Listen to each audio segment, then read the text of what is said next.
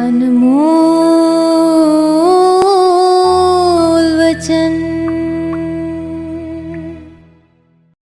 साजी और नवाजी गुरु प्यारी साध संगत जी, वाहिगुरु जी का खालसा, वाहिगुरु जी की फतेह। आप जी सरवण कर रहे सी गुरु हरगोबिंद साहब महाराज गुरता गद्दी ते शुभायमान होए। सिख संगतां ने आण के गुरु दरबार दे विच कीमती तो कीमती भेटावां अर्पण करनियां शुरू कीतियां। गुरु हरगोबिंद साहब महाराज कहन लगे, कहंदे जिन्हें मेरे दर्शनां दे वास्ते आउणा है वो हुण वधिया तो वधिया घोड़े लैके आवे, वधिया तो वधिया शस्त्र लैके आवे। जेकर इस सरकार ने सानू नहीं टिकन देना, फिर इस जालम सरकार दे नाल टक्कर लई जावेगी। गुरु हरगोबिंद साहब महाराज जी दे इस ऐलान दे नाल धड़ा धड़ गुरु के सिख जिहड़े सन गुरु दरबार विच हाज़र होने शुरू होए। कईयां ने शस्त्र भेंट कीते, कईयां ने घोड़े भेंट कीते, कईयां ने अपनियां जवानियां अर्पण कीतियां। गुरु हरगोबिंद साहब महाराज जी ने मीरी ते पीरी दियां दो तेगां धारण कर लईयां। सतगुरु साहब जी ने अपने सीस दे उपर सुंदर दस्तार सजाई ते उस दस्तार दे उपर सुंदर कलगी लाउणी आरंभ की। गुरु हरगोबिंद साहब महाराज जी ने सचखंड श्री हरमंदर साहब जी दे ऐन सामने श्री अकाल तख्त साहब की सिरजना की। मुढ़ले रूप विच ये अकाल तख्त साहब केवल थड़े का रूप सी। बाद विच मिसलां दे समय ऊपर पूरी दी पूरी इमारत जिहड़ी है उहनूं सिरजिया गया। गुरु हरगोबिंद साहब महाराज श्री अकाल तख्त साहब दे सन्मुख अपने प्यारे गुरसिखां दीयां कुश्तियां कराउंदे, कबड्डियां कराउंदे, घोड़सवारी हुंदी। उत्थे गुरु के सिख जिहड़े सन दौड़ां लाउंदे। सतगुरु ने 52 सूरमे रखे हुए सन, जिहड़े 52 सूरमे गुरु के सिखां नूं शस्त्र विद्या सिखाया करते सन। सतगुरु सिखां नूं शस्त्र विद्या भी सिखाउंदे। गुरु दरबार दे विच रौनकां लगणियां आरंभ होईयां। जिथे अगे हरिमंदर दे विचों केवल ते केवल कीर्तन दीयां धुनां उठदियां सन, ਉਹਦੇ ਐਨ ਸਾਹਮਣੇ श्री अकाल तख्त साहब ਦੇ ਉੱਪਰ ਢਾਡੀਆਂ ਨੇ ਵਾਰਾਂ ਗਾਉਣੀਆਂ ਸ਼ੁਰੂ ਕੀਤੀਆਂ। ਉਹਨਾਂ ਢਾਡੀਆਂ ਨੇ ਜਿਹੜਾ ਰਗਾਂ ਦੇ ਵਿੱਚ ਖੂਨ ਜੰਮਿਆ ਹੋਇਆ ਸੀ, ਜਿਹੜੇ ਲੋਕ ਅਣਖ ਤੋਂ ਹੀਣੇ ਹੋ ਚੁੱਕੇ ਸਨ, ਉਹਨਾਂ ਦੇ ਵਿੱਚ ਅਣਖ ਬਹਾਦਰੀ ਪੈਦਾ ਕਰਨੀ ਸ਼ੁਰੂ ਕੀਤੀ ਹੈ। ਗੁਰੂ ਹਰਗੋਬਿੰਦ ਸਾਹਿਬ ਮਹਾਰਾਜ ਆਪਣੇ ਸਿੱਖਾਂ ਨੂੰ ਨਾਲ ਲੈਂਦੇ शिकार खेडन वास्ते जाते। दूसरे पासे कई बार लाहौर तो चले हुए वो जेड़े हुकूमतदार इस्लाम वाले भाव जिन्हां दी सरकार सी मुगल लोग, वो भी कई बार शिकार खेडन आउंदे, कई बार गुरु के सिख भी आउंदे, टाकरा भी हो जाता। बहुती बार गुरु हरगोबिंद साहब महाराज अमृतसर तो चल के गुमटाले वाले पासे नूं शिकार खेडन वास्ते आउंदे ते लाहौर तो चले हुए लोग भी जेड़े सन, मुगल जेड़े सन, वो भी कई बार गुमटाले तक शिकार खेडन वास्ते पहुँच जाते सन। गुरु हरगोबिंद साहब महाराज जी ने अमृतसर साहिब की सुरक्षा नूं यकीनी बनाउण वास्ते शहर के दुआले एक दीवार करनी आरंभ की। नाल ही सतगुरु साहब जी ने आए हुए जालम का टाकरा करन वास्ते महाराज ने एक किला उसारिया, जेड़े किले नूं लोहगढ़ के नाम नाल याद किया जाता है। भाव सतगुरु ने अमृतसर की धरती ते लोहगढ़ नाम का एक किला भी तैयार करवाया। ये सारियां सरगर्मियां जेड़ियां सन, ये हुकूमत नूं चंगियां नहीं लग सकदियां। क्यों नहीं लग सकदियां? क्योंकि शस्त्र रखने, घोड़सवारी करनी, शिकार खेडने, ये काम राजे महाराजियां दे काम सी। जां ते इस्लाम वाले कर सकते सी, जां कुछ राजपूतक घराणे जिहड़े सन वो कर सकते सी।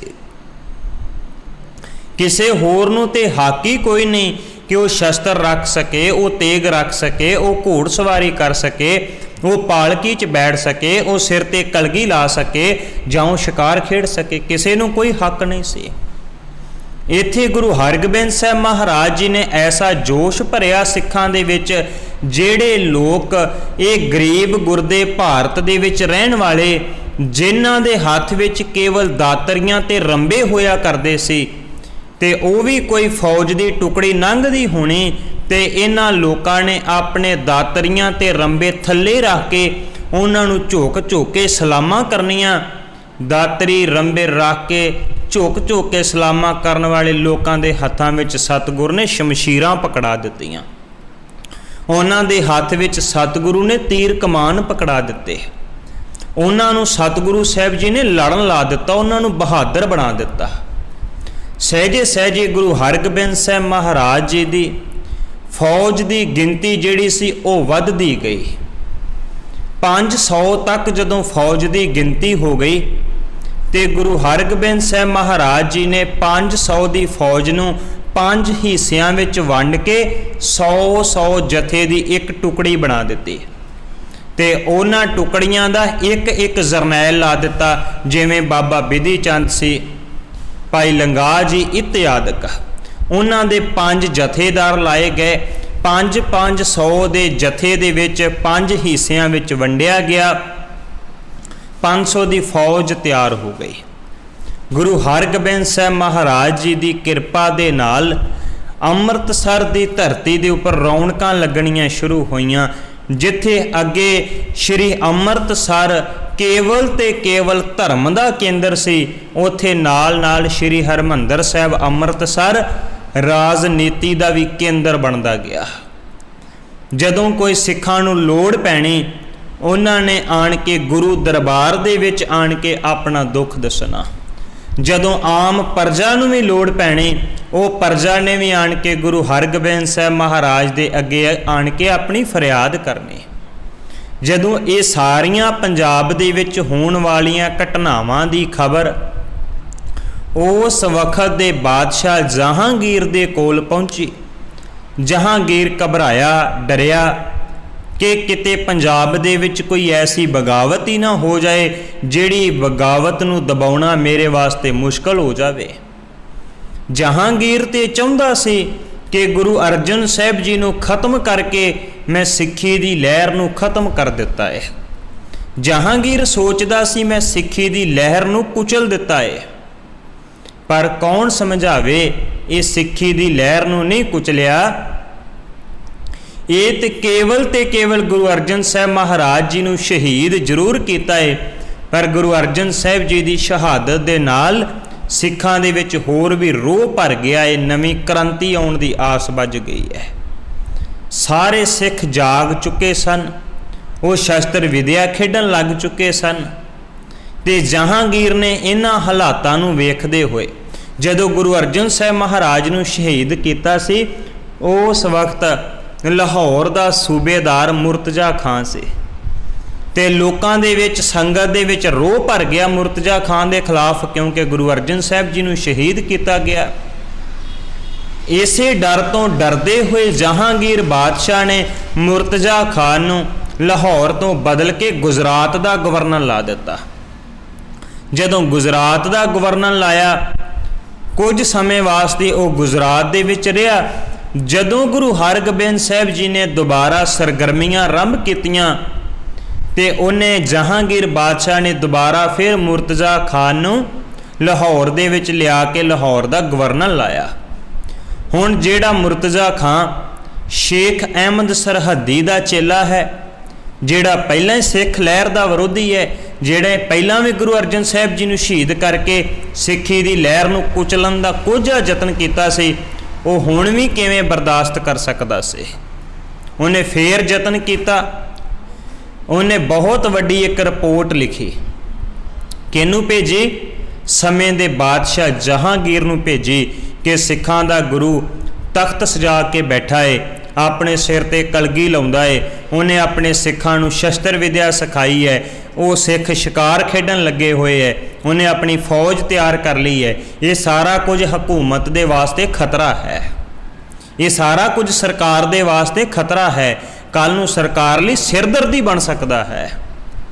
ਇਸ ਚਿੱਠੀ ਨੂੰ ਪੜ੍ਹ ਕੇ ਜਹਾਂਗੀਰ ਬਾਦਸ਼ਾਹ ਸੋਚਾਂ ਦੇ ਵਿੱਚ ਪੈ ਗਿਆ, ਕੀ ਕੀਤਾ ਜਾਏ। ਫਿਰ ਉਹਨੇ ਸੋਚਣ ਤੋਂ ਬਾਅਦ ਇੱਕ ਸਾਜ਼ਿਸ਼ ਘੜੀ। ਉਹ ਕਿਹੜੀ ਸਾਜ਼ਿਸ਼ ਹੈ? ਸਾਜ਼ਿਸ਼ ਘੜੀ ਕਿ ਕਿਸੇ ਤਰੀਕੇ ਦੇ ਨਾਲ ਲੋਕਾਂ ਨੂੰ ਪਤਾ ਲੱਗੇ ਤੋਂ ਬਿਨਾਂ ਗੁਰੂ ਹਰਗੋਬਿੰਦ ਸਾਹਿਬ ਜੀ ਨੂੰ ਗ੍ਰਿਫਤਾਰ ਕਰ ਲਿਆ ਜਾਏ। ਤੇ ਕਿਵੇਂ ਸਤਿਗੁਰੂ ਨੂੰ ਗ੍ਰਿਫਤਾਰ ਕੀਤਾ ਜਾਏ? ਉਹਨੇ ਮੁਰਤਜ਼ਾ ਖਾਨ ਨੂੰ ਚਿੱਠੀ ਲਿਖੀ। ਚਿੱਠੀ ਲਿਖ ਕੇ ਇੱਕ ਗੱਲ ਆਖੀ, ਮੁਰਤਜ਼ਾ ਖਾਨ ਤੂੰ ਗੁਰੂ ਹਰਗੋਬਿੰਦ ਸਾਹਿਬ ਨੂੰ ਕਹਿ ਕੇ ਬਾਦਸ਼ਾਹ ਤੁਹਾਡੇ ਨਾਲ ਮੁਲਾਕਾਤ ਕਰਨੀ ਚਾਹੁੰਦਾ ਹੈ।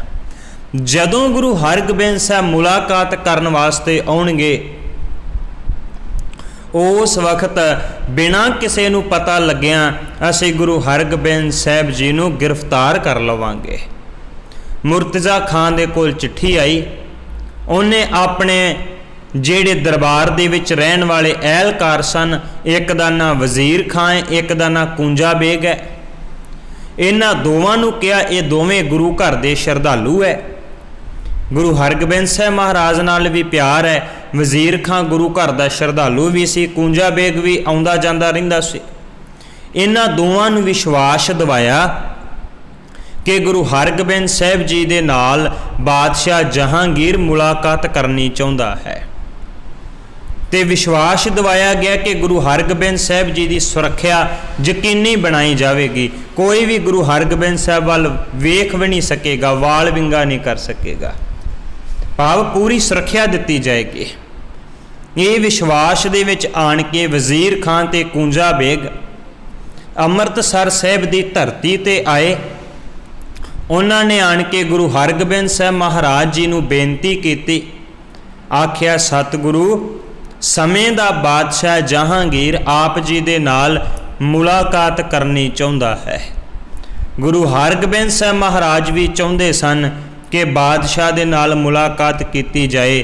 ਪਿੱਛੇ ਜੋ ਕੁਝ ਹੋਇਆ ਹੈ, ਹੁਣ ਅੱਗੇ ਵਾਸਤੇ ਬਾਦਸ਼ਾਹ ਜਿਹੜਾ ਇਨਸਾਫ ਪਸੰਦ ਬਾਦਸ਼ਾਹ ਬਣ ਜਾਵੇ। ਜਦੋਂ ਆਣ ਕੇ ਵਜ਼ੀਰ ਖਾਨ ਤੇ ਕੂੰਜਾ ਬੇਗ ਨੇ ਕਿਹਾ, ਗੁਰੂ ਹਰਗੋਬਿੰਦ ਸਾਹਿਬ ਮਹਾਰਾਜ ਜੀ ਨੇ ਮੁਖੀ ਸਿੱਖਾਂ ਦੇ ਨਾਲ ਸੁਲਾਹ ਕੀਤੀ। ਸਾਰਿਆਂ ਤੋਂ ਪਹਿਲਾਂ ਭਾਈ ਗੁਰਦਾਸ ਸਾਹਿਬ ਜੀ, ਬਾਬਾ ਬੁੱਢਾ ਸਾਹਿਬ ਜੀ, ਮਾਤ ਗੰਗਾ ਜੀ, ਹੋਰ ਜਿਹੜੇ ਮੁਖੀ ਸਿੱਖ ਸਨ, ਸਲਾਹ ਕਰਕੇ ਸਤਿਗੁਰੂ ਨੇ ਦਿੱਲੀ ਜਾਣ ਦਾ ਫੈਸਲਾ ਕਰ ਲਿਆ। ਭਾਵੇਂ ਮਾਤਾ ਗੰਗਾ ਜੀ ਡਰੇ ਵੀ, ਕਹਿਣ ਲੱਗੇ ਕਿ ਵੇਖਿਓ ਕਿਤੇ ਅੱਗੇ ਗੁਰੂ ਅਰਜਨ ਸਾਹਿਬ ਗਏ ਸਨ ਤੇ ਉਹਨਾਂ ਨੂੰ ਸ਼ਹੀਦ ਹੋਣਾ ਪਿਆ, ਬਾਦਸ਼ਾਹ ਦੇ ਦਰਬਾਰ ਵਿੱਚੋਂ ਹੋ ਸਕਦਾ ਹੈ ਕਿ ਵਾਪਸ ਨਾ ਮੁੜੇ, ਇਤਿਆਦਿ ਕਈ ਤਰ੍ਹਾਂ ਦੇ ਸ਼ੰਕੇ ਖੜੇ ਹੋ ਗਏ। ਗੁਰੂ ਹਰਗੋਬਿੰਦ ਸਾਹਿਬ ਮਹਾਰਾਜ ਕਹਿਣ ਲੱਗੇ, ਕਹਿੰਦੇ ਨਹੀਂ, ਇਹ ਦੁਨਿਆਵੀ ਬਾਦਸ਼ਾਹ ਕੁਛ ਨਹੀਂ ਕਰ ਸਕਦਾ, ਇਹ ਤੇ ਉਹ ਹੈ ਕੂੜ ਰਾਜਾ, ਕੂੜ ਪ੍ਰਜਾ, ਕੂੜ ਸਭ ਸੰਸਾਰ, ਇਹ ਤੇ ਝੂਠੇ ਰਾਜੇ ਹੈ। ਅਕਾਲ ਪੁਰਖ ਵਾਹਿਗੁਰੂ ਸਾਡਾ ਰਾਖਾ ਹੈ, ਉਹ ਸੱਚਾ ਰਾਜਾ ਹੈ, ਉਹ ਸੱਚਾ ਬਾਦਸ਼ਾਹ ਹੈ। ਜਦੋਂ ਗੁਰੂ ਹਰਗੋਬਿੰਦ ਸਾਹਿਬ ਮਹਾਰਾਜ ਜੀ ਨੇ ਤਿਆਰੀ ਕੀਤੀ, ਕੁਝ ਸਿੱਖ ਸਤਿਗੁਰੂ ਦੇ ਨਾਲ ਚੱਲੇ। ਵਜ਼ੀਰ ਖਾਂ, ਕੂੰਜਾ ਬੇਗ ਵੀ ਸਤਿਗੁਰੂ ਸਾਹਿਬ ਜੀ ਦੇ ਨਾਲ ਤੁਰੇ ਨੇ।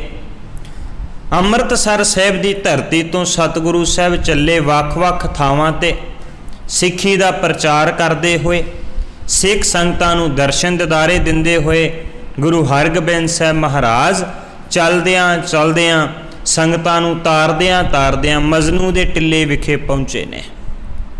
ਇਹ ਮਜਨੂ ਦਾ ਟਿੱਲਾ ਉਹੀ ਹੈ ਜਿੱਥੇ ਜਾ ਕੇ ਫਿਰ ਸਤਿਗੁਰੂ ਫਕੀਰਾਂ ਦੇ ਨਾਲ ਵਿਚਾਰ ਚਰਚਾ ਕਰਦੇ ਹੈ। ਉੱਥੇ ਬੈਠ ਕੇ ਸਤਿਗੁਰੂ ਨੇ ਵਿਚਾਰ ਚਰਚਾ ਕੀਤੀ। ਦਿੱਲੀ ਦੀਆਂ ਸੰਗਤਾਂ ਨੂੰ ਪਤਾ ਲੱਗਾ ਮੀਰੀ ਪੀਰੀ ਦੇ ਮਾਲਕ ਸਾਹਿਬ ਸਤਿਗੁਰੂ ਸ਼੍ਰੀ ਗੁਰੂ ਹਰਗੋਬਿੰਦ ਸਾਹਿਬ ਮਹਾਰਾਜ ਦਿੱਲੀ ਦੀ ਧਰਤੀ ਤੇ ਆਏ ਨੇ। ਸੰਗਤਾਂ ਵਹੀਰਾਂ ਘੱਤ ਕੇ ਨਮਸਕਾਰ ਕਰਨ ਵਾਸਤੇ ਆਈਆਂ, ਵਹੀਰਾਂ ਘੱਤ ਕੇ ਭੇਟਾਵਾਂ ਲੈ ਕੇ ਆਈਆਂ। ਜਦੋਂ ਬਹੁਤ ਸਾਰੀਆਂ ਸੰਗਤਾਂ ਗੁਰੂ ਦਰਬਾਰ ਵਿੱਚ ਆਉਣੀਆਂ ਆਰੰਭ ਹੋਈਆਂ, ਸਤਿਗੁਰੂ ਸਾਹਿਬ ਜੀ ਦੇ ਕੋਲ ਆਣ ਕੇ ਦੀਵਾਨ ਸੱਜਦੇ, ਮੰਨ ਲਓ ਸਾਰੇ ਸ਼ਹਿਰ ਦਾ ਵਾਤਾਵਰਨ ਹੀ ਬਦਲ ਗਿਆ। ਉੱਥੇ ਰੱਬ ਦੀ ਗੱਲ ਹੋਣ ਲੱਗੀ, ਗੁਰਮਤਿ ਦੀ ਗੱਲ ਹੋਣ ਲੱਗੀ। ਉਹ ਸਾਰਾ ਮਾਹੌਲ ਸਤ ਸੰਗਤ ਦਾ ਮਾਹੌਲ ਬਣ ਗਿਆ। ਬਾਦਸ਼ਾਹ ਜਹਾਂਗੀਰ ਜੋ ਸਤਿਗੁਰੂ ਸਾਹਿਬ ਜੀ ਦੇ ਨਾਲ ਮੁਲਾਕਾਤ ਕਰਨੀ ਚਾਹੁੰਦਾ ਸੀ, ਜਿਹਨੇ ਸਤਿਗੁਰੂ ਨੂੰ ਬੁਲਾਇਆ ਸੀ, उस वक्त गुरु हरगोबिंद साहब महाराज जी दे नाल मुलाकात करन वास्ते आया। सतगुरु साहब गए, उन्हें उतों बड़ा वड्डे पद्धर ते सतगुरु दा स्वागत किया, बड़ी आओ भगत की, जी आया आख्या। पर अंदरों अंदरी सतगुरु साहब जी दे पहने हुए बस्तर, सीस ते लगी हुई कलगी, मेरी पीरी दियां तेगां, ये सारा कुछ वेख के, फौज वेख के नाल सड़ बल के कोला हो गया। अंदरों अंदरी ईरखा दे विच आ गया, सड़ गया। गुरु हरगोबिंद साहब महाराज जी का उतों सत्कार करता रहा। एक दिन ऐसी घटना भी वापर गई कि जदों गुरु हरगोबिंद साहब महाराज नाल बादशाह जहांगीर बाहर शिकार खेडन वास्ते गए, तो उस वक्त जदों शिकार खेडन वास्ते गए ना, तो एक शेर ने आन के बादशाह जहांगीर दे उपर झड़पट मारी, पाव हमला कर दिता। जेड़े उस वक्त बादशाह दे सिपाही सन, उन्होंने अपनियां तलवारां दे नाल, अपने नेजियां दे नाल उहदे वार नूं रोकना चाहया, पर कोई भी उस शेर दे वार नूं रोक ना सकिया। ते गुरु हरगोबिंद साहब महाराज जी सामने घोड़े ते खड़े वेख रहे सन, ते मेरे सतगुरु गुरु हरगोबिंद साहब महाराज जी ने अपने घोड़े नूं अड्डी लाई, ला के दौड़ा के घोड़ा जदों शेर झड़पट मार के बादशाह दे उपर पिया, सतगुरु ने अपनी ढाल दे नाल उस शेर दे वार नूं रोकिया, ते वार रोक के अपनी तेग दे नाल ऐसे जोर दे नाल वार किया कि शेर दे दो दफाड़ करके, दो टोटे करके धरती ते सुट दिता। तड़फदा होया शेर मर गया। वो जेड़ा बादशाह जहांगीर सी, उहदे साह दे विच साह आया। उन्हें गुरु हरगोबिंद साहब महाराज जी का शुकराना किया, आख्या सतगुरु जे तुसी ना हुंदे अज मैं संसार तो तुर जाना सी, भाव मैनू शेर ने खा जाना सी, ये तुसी ही मैनू बचाया है। ते सतगुरु गुरु हरगोबिंद साहब महाराज जी दी नाल ही बहादरी देखी जदों उन्हें, ते ये बहादरी देखण दी देर सी कि नाले बादशाह जहांगीर अंदरों अंदरी सड़ भी गया कि इन्ने बहादुर, ये बहादरी मेरे कोल होनी चाहिए है, इन्नी ताकत मेरे कोल होनी चाहिए है। शेर का शिकार मैं करना चाहता सी, मैनू होना चाहिए मैं शेर का शिकारी होवां। इत्थे एक धर्मी गुरु जिहड़ा है वो गुरु हरगोबिंद साहब शेर दे शिकार करी जांदा है। ये गल सुन के भी वेख के भी जहांगीर बादशाह जिहड़ा अंदरों अंदरी सड़ बल के कोला हो गया, उन्होंने ये भी गल चंगी ना लगे। इस तरह दे नाल जहांगीर बादशाह गुरु हरगोबिंद साहब महाराज जी दे नाल कुछ दिन विचरिया। विचरन तो बाद ईरखा करदा रहा, मौके दी ताड़ विच आया कि किसी तरीके दे नाल गुरु हरगोबिंद साहब महाराज जी नूं गिरफ्तार किया जाए। दूसरे पासे बहुत सारियां संगतां नित दिन गुरु हरगोबिंद साहब महाराज जी दे कोल हाज़र हो के गुरु दा उपदेश सरवण करदियां रहियां। नित दिन गुरु दरबार दे विच कीर्तन हुंदा रहा, सत संगत हुंदी रही, ते सत संगत हो के सतगुरु साहब सिख संगतां नूं दर्शन दिंदे रहे। ये सारे दा सारा माहौल वातावरण उस दिल्ली दी धरती ते बनिया, ते आखिरकार जेड़ा जहांगीर बादशाह सी अपने अंदर भैड़ी सोच लैके बैठा होया सी कि गुरु हरगोबिंद साहब महाराज नूं गिरफ्तार करना है, वो अपने इन्हां भैड़े मनसूबियां दे विच किवें कामयाब हुंदा है, ये आपां कल रोज़ तो आउण वाले प्रोग्राम विच सरवण करांगे। इन्नियां को बेनतियां प्रवान साहब सतगुरु श्री गुरु हरगोबिंद साहब महाराज जी ने जिवें बहादरी विखाई, जिवें सतगुरु साहब जी ने सिख संगतां नूं तारिया, जिवें सतगुरु ने मीरी पीरी दी रंभता कीती, अज भी सानूं लोड़ है आपां उन्हां सतगुरां दे पावन पवित्र पाए हुए पूरनियां दे उपर चलण दा यतन कर सकीए। इन्नियां बेनतियां प्रवान, भुल चुक दी खिमा, अगेली समत बख्शणी। वाहिगुरू जी का खालसा, वाहिगुरू जी की फतेह। अनमोल